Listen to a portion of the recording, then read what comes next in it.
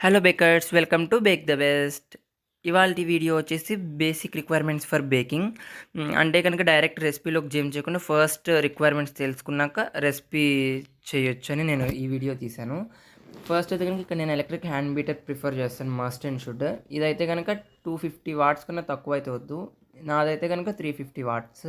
250 watts కన్నా తక్కువ అయితే కనుక మనకి కేక్ చేసుకునేటప్పుడు కష్టమైతే అది ఊరికే హీట్ అయిపోతూ ఉంటుంది.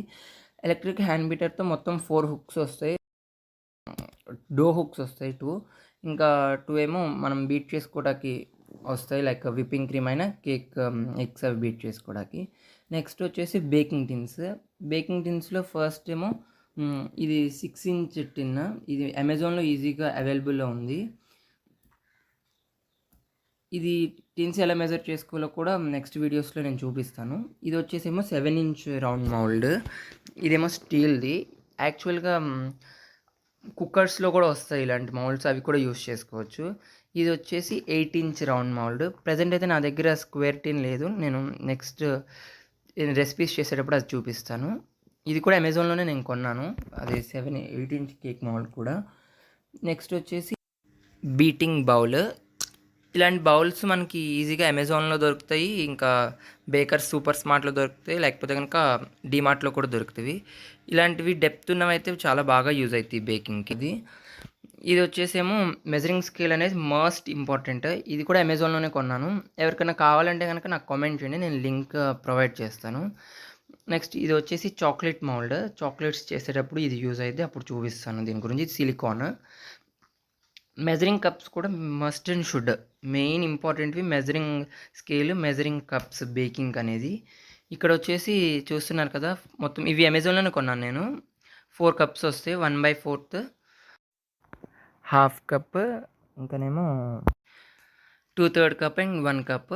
ఇంకా ఇవేమో spoons, 1/4 teaspoon, half teaspoon, 1 teaspoon, 1 tablespoon. ఇది వచ్చేసి స్పాచులా. ఇది సిలికాన్ స్పాచులా, బాగా యూజ్ అవుతుంది స్పాచులా అనేది మనం స్క్రేప్ చేసుకోవడానికి. నెక్స్ట్ వచ్చేసి బెలూన్ విస్క్స్ కూడా చాలా బాగా యూజ్ అవుతుంది డ్రై ఇంగ్రీడియంట్స్ మిక్స్ చేయడానికి, ఇంకా ఎగ్లెస్ కేక్స్ చేసేటప్పుడు. ఎలక్ట్రిక్ బీటర్తో యూజ్ చేయకుండా ఒకవేళ ఎలక్ట్రిక్ బీటర్ ఫస్ట్ లేకపోతే కనుక బెలూన్ విస్క్స్తో కంటిన్యూ చేసేయచ్చు. ఇది వచ్చేసి సెరిటెడ్ నైఫ్ అనవచ్చు, లేకపోతే బ్రెడ్ నైఫ్ మెయిన్ కావాలి, ఎందుకంటే కేక్ కట్ చేసేటప్పుడు లేకపోతే బ్రెడ్స్ చేసినప్పుడు కట్ చేసేటప్పుడు క్రమ్స్ అనేవి రావు, నీట్గా కట్ అయ్యేది. ఇది ఐసింగ్ చేసుకోవడానికి ప్యాలెట్ నైఫ్. ఇదేమో నార్మల్గా మనం చాక్లెట్ గ్రేట్ చేసుకోవడానికి, dark black forest cakes order చేసేటప్పుడు యూజ్ అవుతాయి.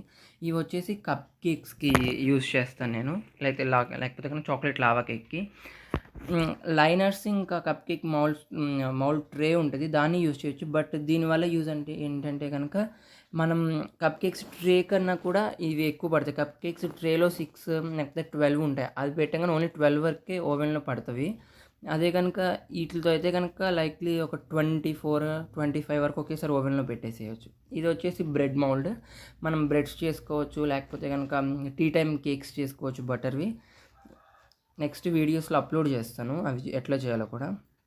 నెక్స్ట్ పైపింగ్ బ్యాగ్స్ అనేది మీడియం ఉంటుంది, స్మాల్ ఉంటుంది, లార్జ్ ఉంటుంది. స్మాల్ అయితే వద్దు, మీడియం అని తీసుకోమంటాను నేను. లార్జ్ అయితే కనుక బేకరీస్లో అట్లా యూజ్ చేస్తారు, హోమ్ బేకర్స్కి అయితే మీడియం సరిపోద్ది. స్మాల్ అయితే కనుక పగిలిపోతాయి పైపింగ్ చేసేటప్పుడు. నెక్స్ట్ వచ్చేసి టర్న్ టేబుల్ ఇక్కడ నా దగ్గర ఉంది ప్లాస్టిక్. స్టీల్ది కూడా తీసుకోవచ్చు. ఫస్ట్ మనం మెయిన్గా స్టార్ట్ చేశాక బేకింగ్ హోమ్ బేకర్స్ స్టార్ట్ చేశాక తర్వాత కంటిన్యూ అయ్యేటప్పుడు స్టీల్ది తీసుకోవచ్చు, ఇది కూడా బాగా రొటేట్ అయ్యింది. ఇవి వచ్చేసి nozzles, different types of nozzles ఉంటాయి. ఇది వచ్చేసి N1 నాజిల్. ఇంకా డిఫరెంట్ టైప్స్ ఆఫ్ నాజిల్స్ ఉంటాయి, ఇంకా స్టార్ నాజిల్, ఇంకా నేమ్స్ రాయడానికి చిన్న చిన్న నాజిల్స్ ఉంటాయి. ఇంకా rosette nozzle, N1 nozzle, M1 nozzle.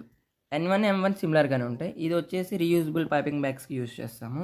Red colour దాంట్లో నాజిల్ వేసేసి వైట్ కలర్ది పైపింగ్ బ్యాగ్లో వేసి ఇలా ఫిట్ చేస్తే కనుక ఈజీగా పైప్ చేసేసుకోవచ్చు రీయూజబుల్కి. బట్ రీయూజబుల్ నేను ప్రిఫర్ చేయను, యాక్చువల్లీ డిస్పోజబులే ప్రిఫర్ చేస్తాను, యూజ్ అండ్ త్రో. సో ఇవి basic requirements for baking are accessories. Next వీడియోలో వచ్చేసి బేకింగ్కి కావాల్సిన ఇంగ్రీడియంట్స్ అప్లోడ్ చేస్తాను.